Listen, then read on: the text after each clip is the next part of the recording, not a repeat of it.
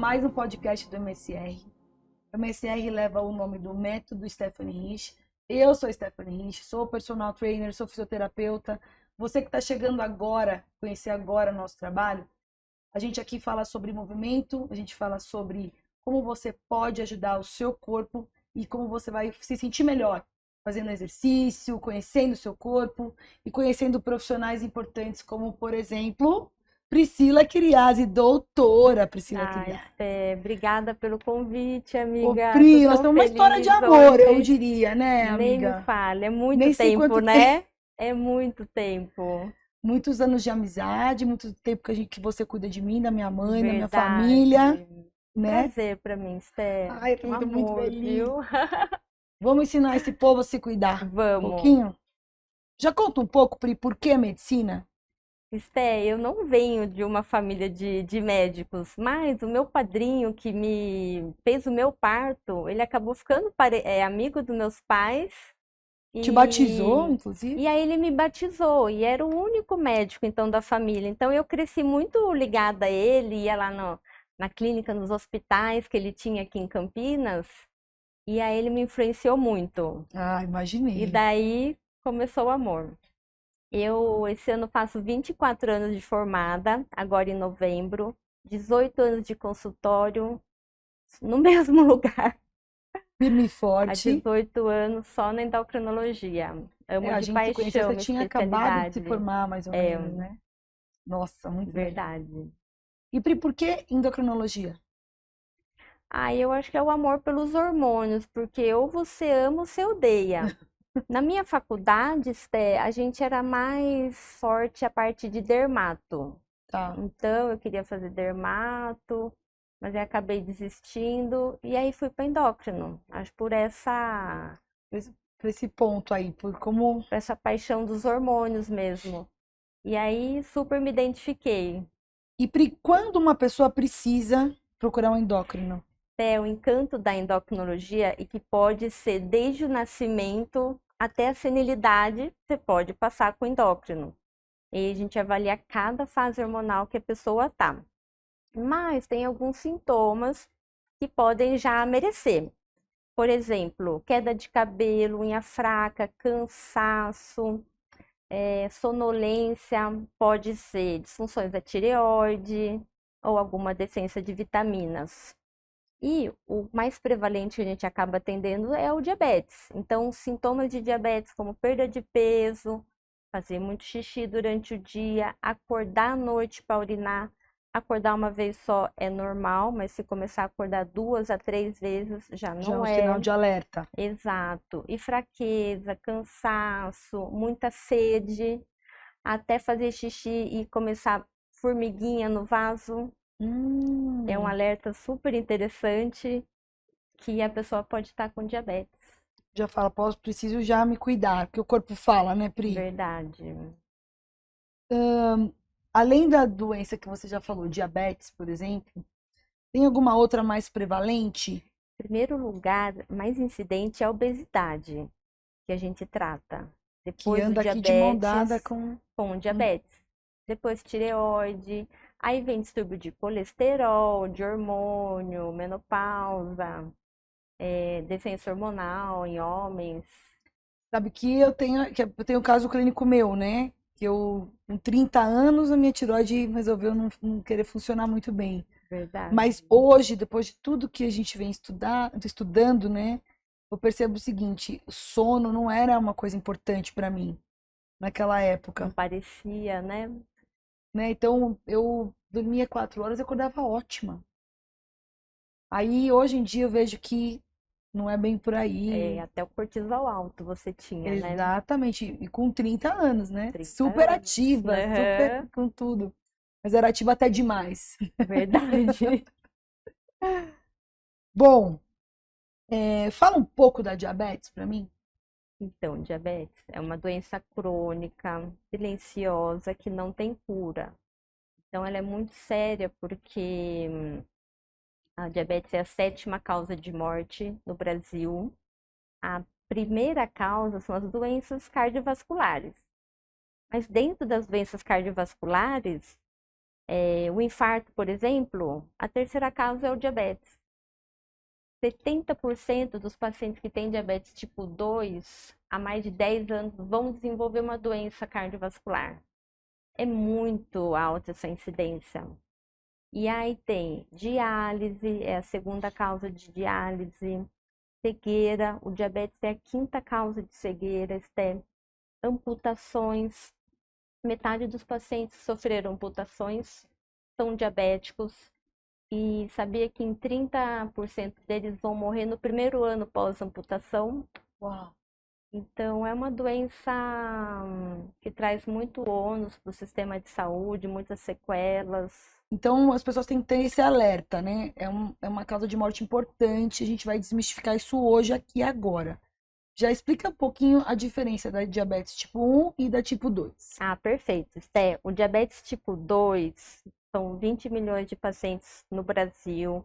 É o tipo mais prevalente, 80%, e acomete adultos. Então, tem que ter uma predisposição genética. O ganho de peso, na maioria dos casos, é o que leva ao diabetes tipo 2, resistência à insulina e a deficiência de produção de insulina também. O tipo 1 é menos prevalente e ele é mais agressivo, porque ele já comete criança, nenê, adolescente. Da noite para o dia, o pâncreas para totalmente de funcionar, uma doença autoimune, e o tratamento é só insulina. Então, muito novo, ele está exposto já a níveis altos de glicose. E o tipo 2 e o exercício é um bom aliado?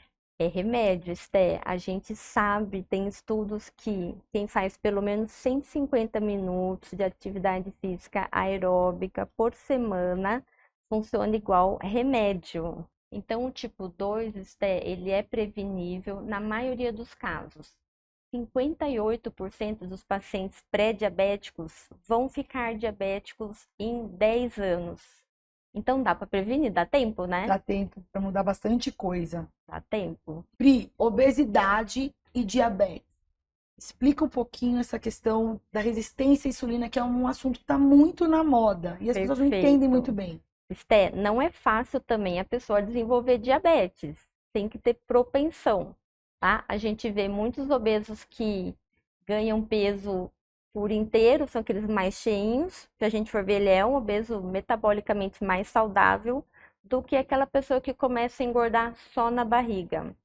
Então, por quê? Porque essa pessoa tem a síndrome metabólica, que é resistência à insulina. Eu gosto de explicar com a teoria da banheira. Então, quem tem tendência a engordar de uma forma proporcional no corpo inteiro, tem uma reserva muito grande. A banheira dele demora para encher. Então, aumenta o aporte energético, diminui o gasto, demora para a banheira transbordar. No paciente com resistência à insulina, a banheira dele é muito pequena. Então, ele começou a comer mais, gastou menos, rapidinho a banheira dele transborda, a extravasa, e aí o que é isso? Vai acumular gordura ectópica, onde ele não tem receptor para fazer gordura no quadril, na perna, que é mais benéfico, nos braços, ele vai engordar só na barriga. Essa gordura abdominal aumenta a resistência à insulina, aumenta a produção de ácidos graxos, muito hormônio inflamatório, protrombótico, e aí começa diabetes, steatose uma e cascada doença cardiovascular. Então, vamos dar um exemplo mais prático ainda. Duas Stephanies estão comendo rosquinha. Perfeito, eu adoro esse exemplo. Então, tem uma Stephanie que não tem resistência à insulina e a outra tem. Elas vão comer a mesma rosquinha. Essa Stephanie que não tem, o corpo dela libera só uma quantidade X de insulina. A outra vai liberar uma quantidade 10, 20, 30x de insulina. E esse excesso de insulina vai ser estocado no fígado. Aumenta a produção de ácido graxo, acumula gordura na barriga. Essa gordura ectópica é muito inflamatória. Acho que fica muito claro assim, até porque as pessoas têm que se conhecer, né, Pri? O que o seu corpo tá falando, né? Até porque elas ficam se culpando de comer. Eu tô comendo um pão e eu não poderia comer. Mas elas têm que entender que o problema é um defeito genético que eles têm. E fica aquela luta interna, né? A pessoa fica com uma luta interna, ao invés de entender o próprio corpo e achar outras saídas para conseguir manter esse equilíbrio, Exato. né? Assim como o exercício. Você estava comentando agora há pouco sobre 150 minutos de exercício, isso já faz uma grande diferença. Imagina se você treinar um pouco mais específico, né? Se você treinar dar um treino mais personalizado, você coloca um cardio em determinado momento do seu dia, faz toda a diferença. Isso que as Maravilhoso. pessoas têm que entender, que esse autoconhecimento fisiológico é muito importante para nós profissionais também, né? Verdade. Vamos desmistificar os remédios. São vários cenários, né? A gente tem alguns pacientes que abrem o caso já com a glicose muito alta, perdendo peso. Esse paciente, nesse momento, ele está insulinopênico, Stem. Então, a gente vai ter que começar com remédio ou insulina. E ao longo dos meses, da adesão do paciente à mudança de hábito, perda de peso e alimentação, pode ser que eles fiquem com até sem remédio. Legal. Mas tem paciente que a gente pega já no começo, no pré-diabetes, ganhando peso. A gente sabe que 80% do, do diabetes de início recente, com menos de 5 anos, o tratamento é só exercício, perda de peso e alimentação.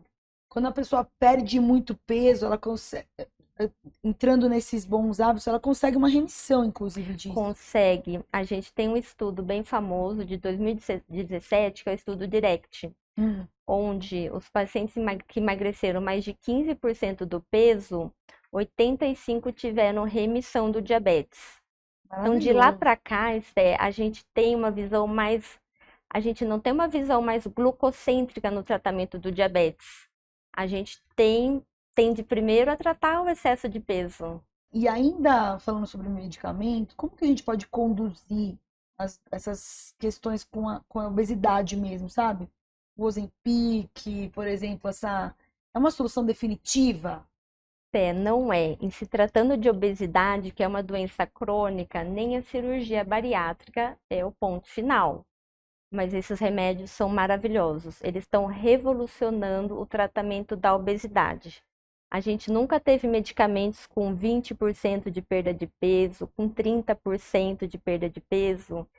Então, eu acho que é um atalho fantástico para mais Eu para adorei frente. essa palavra, atalho. Atalho, gente, porque existe um caminho. Porque o caminho pode ser lento e árduo, mas Existe com esses medicamentos maravilhoso. fica bem melhor. O que eu acho que a gente sempre conversa sobre isso é que o remédio ele só não pode ser o protagonista, né? De Porque você usa essa jeito expressão, nenhum, né? de jeito nenhum. Quem tem E que eu ser acho que tem que ser um protagonista, pilar. O exercício, o medicamento e a mudança de hábito. Senão perfeito. você fica se entupindo de remédio e sendo que só alimentação E chegaria sem no tempo para equilíbrio, né? treinar, né? Exato. E como a obesidade impacta nesse desenvolvimento, com relação à prática de exercícios, assim? A pessoa já pratica exercícios, mas ela não consegue controlar a dieta. A gente sabe que indivíduos obesos que são ativos já são mais saudáveis do que uma pessoa magra sedentária.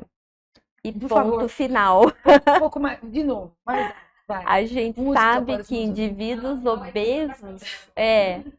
indivíduos obesos que são ativos, que se exercitam, são mais saudáveis que pessoas com peso normal sedentárias. Sedentarismo não existe mais, por favor. Né? Não, não pode existir, a Verdade. gente não pode deixar.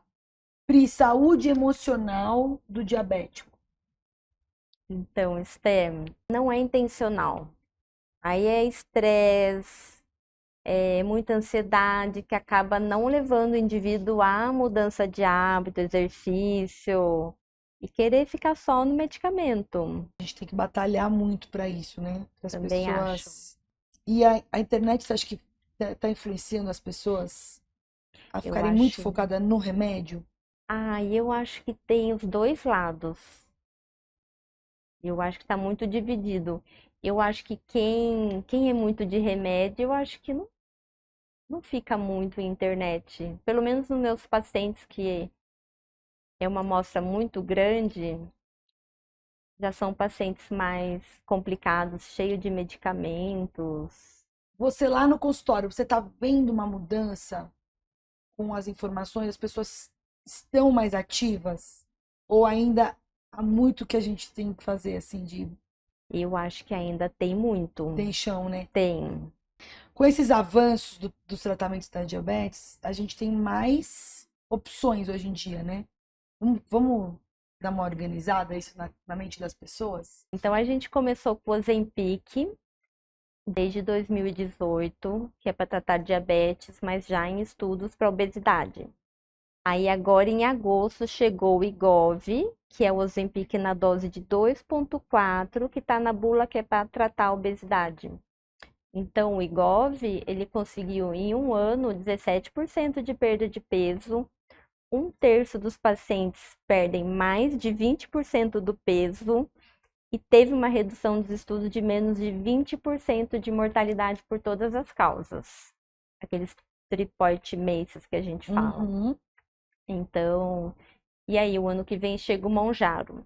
O Mounjaro é a tirzepatida. Ele é um duplo análogo do GLP-1 e do GIP e conseguiu quase 30% de perda de peso e remissão do diabetes. Mas Que a é que é a brincadeira parte não para por aí, Stel. Ah, São drogas novas que vão chegar. A gente tem um triplo agonista, que é a retatrutida, é um trava-língua, nossa. que ele é análogo do GLP-1, do GIP e do glucagon.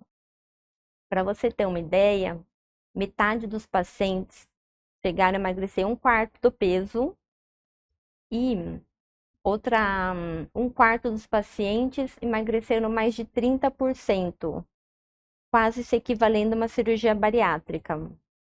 Gente, Tem muita novidade. tem muita novidade. E a minha grande pergunta com tudo isso é sempre relacionada à informação. O quanto de informação a gente tem que dar para as pessoas para elas não acharem que elas têm que usar como elas acham que elas têm que usar. Não é para emagrecer 2, 3 quilos, gente, pelo amor de Deus. Tem que ter consciência, tem que procurar um médico, não pode comprar caneta sozinho em Sozinho. farmácia. E a ciência que a gente está lutando para que as pessoas usem o remédio baseado nisso, né, Pri? Com certeza, e com acompanhamento, né, STEM? No caminho aí para a longevidade, para a qualidade de vida, qual você acha o mais importante nas doenças metabólicas, assim? Eu adoro aqueles 8 essenciais que o American Heart Association criou, que são, ver se eu lembro todos, alimentação saudável, exercício, controle de peso, controle de glicose, controle de pressão, cessar nicotina, não é nem cigarro, porque hoje em dia tem vapers, Uhum. né? E O sono o adequado. sono, isso. E o colesterol. É, E o controle do colesterol. colesterol. Tava esquecendo dele. Conta um pouquinho o segredo. Posso falar a sua idade? Claro, Conta para elas, vai. 48. Conta para as mulheres de 48 anos, além de muito bonita, o que eu mais gosto, disposta. Com disposição para fazer exercício, acorda cedo. E faz no sábado, faz no domingo, né, Pri? Mas aí parece que tá encruado já, né, Sté? Não Meu dá pra Deus do viver céu, sem, não né? tem, não tem opção não fazer exercícios todos os dias. Eu brinco com meus pacientes que exercício é igual banho, né? Um dia a gente capricha, outro não, mas todo dia tem que ter. E eles regalam o olho. Genial! Eu sei que você gosta muito de exercício, claro, eu sei que a gente tem isso em comum, mas tem algum outro hábito que você não abre mão? O exercício é em primeiro lugar, mas a alimentação saudável, eu amo me alimentar bem, Stem.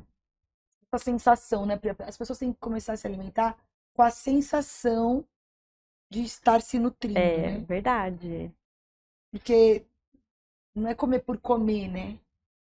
é verdade.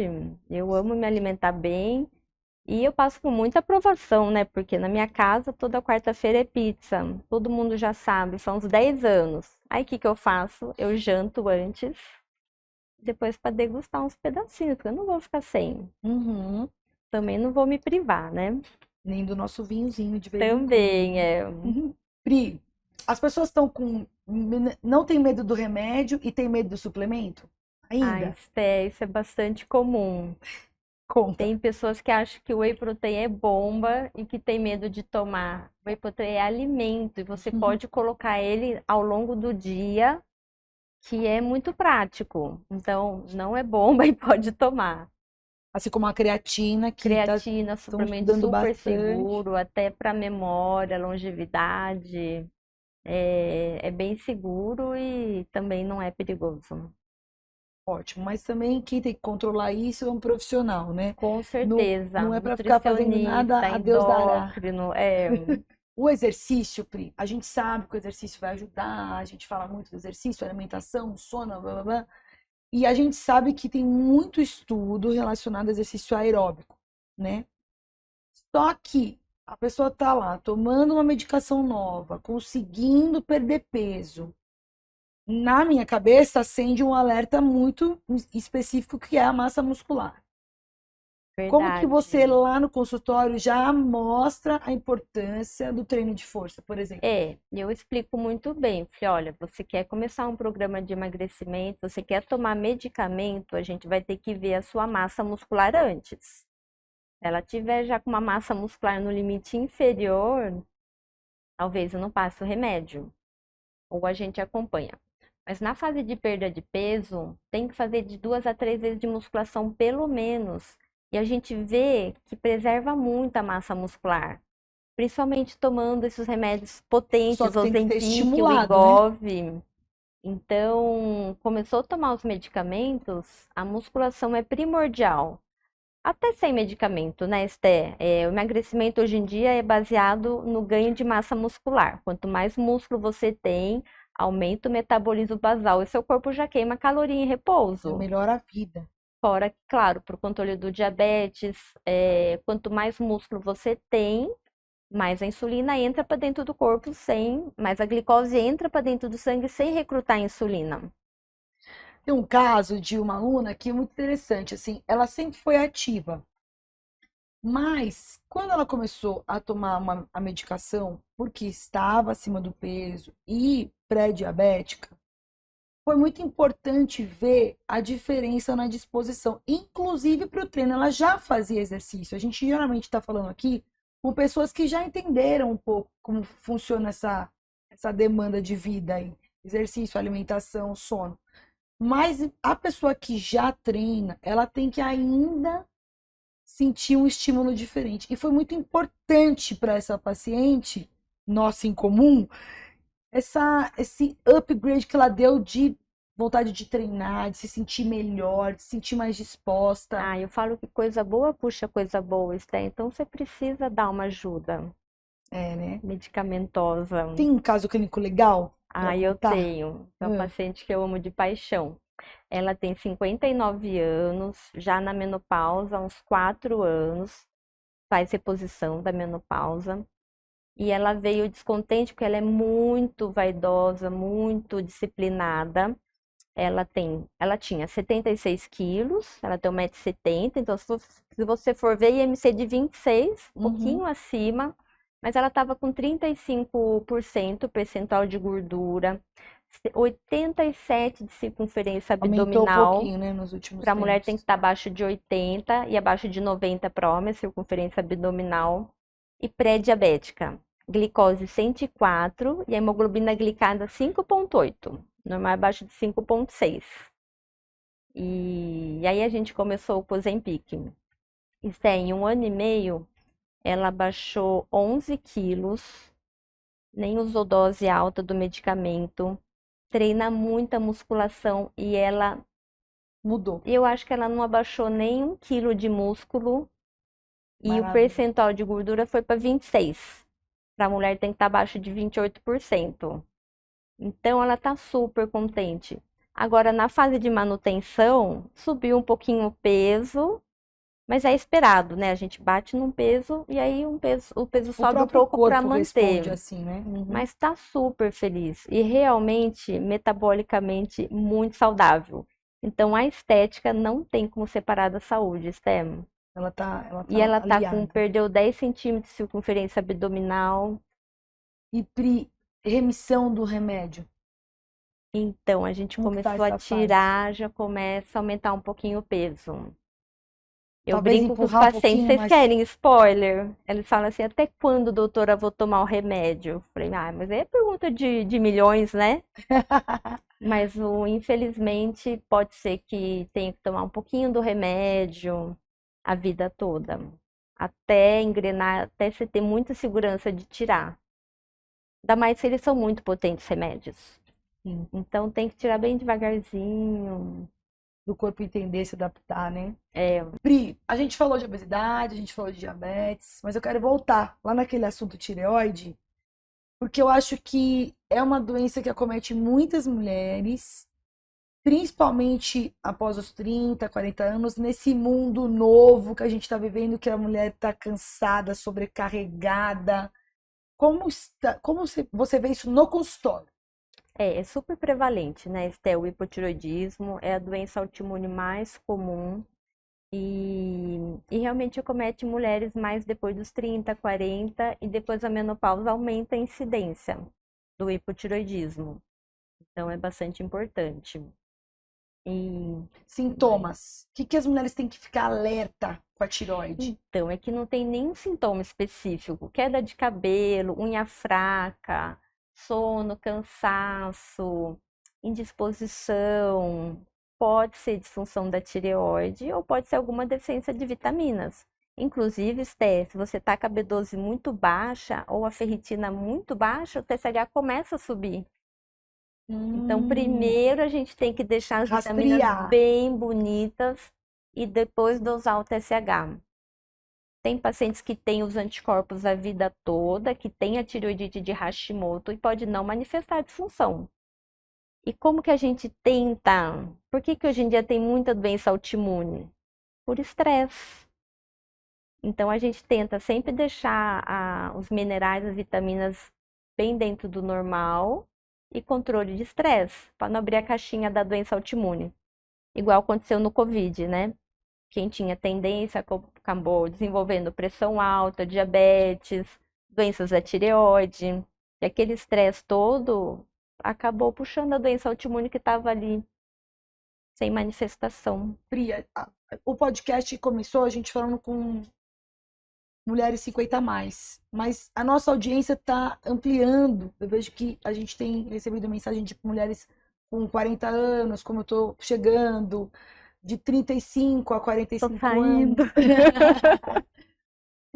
E assim, eu gosto de usar as pessoas que vêm aqui como exemplo, porque eu acho que a mulher ali 40 a mais, ela já está se preparando para essa menopausa. A gente está vendo essa fase da vida com outros olhos.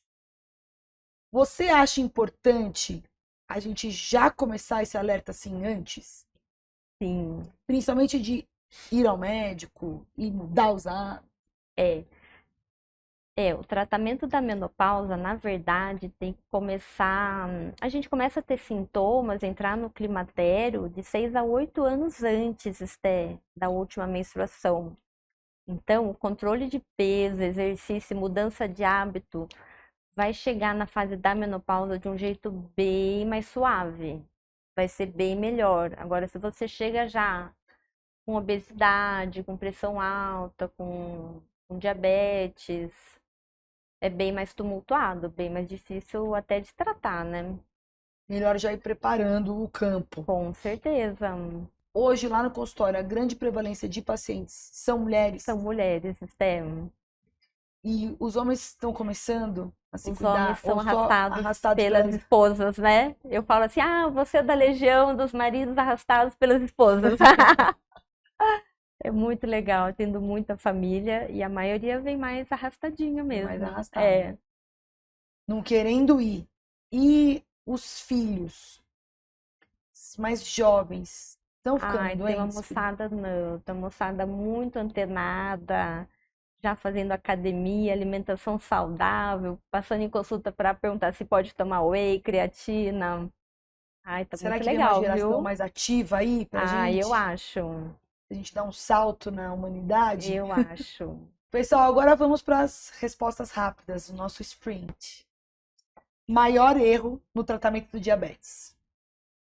Remédio antes de mudança de hábito. Melhor aliado da medicação. Alimentação. Prevenção do diabetes em uma palavra. Sinuca de bico, né? Prevenção em uma palavra. Eu acho que exercício e alimentação. É uma briga boa. Maior mito sobre diabetes.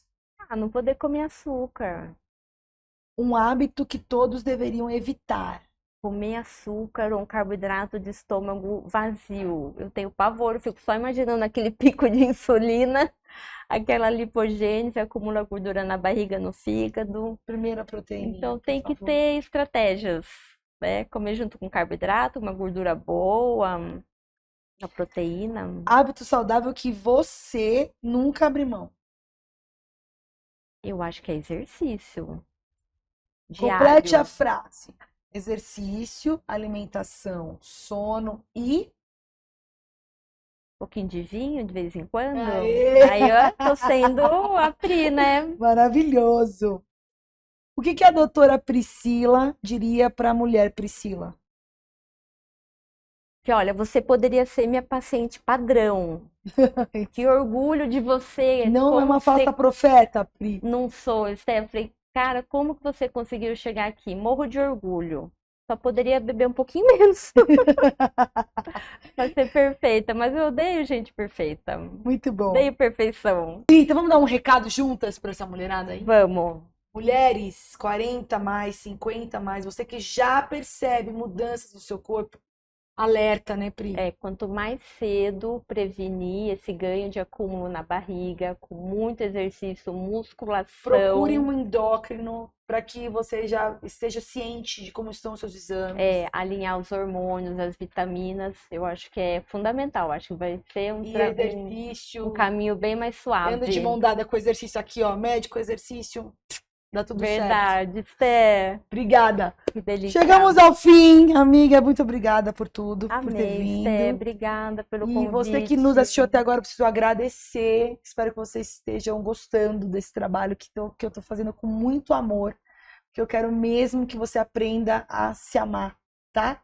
Obrigada, um beijo e até a próxima.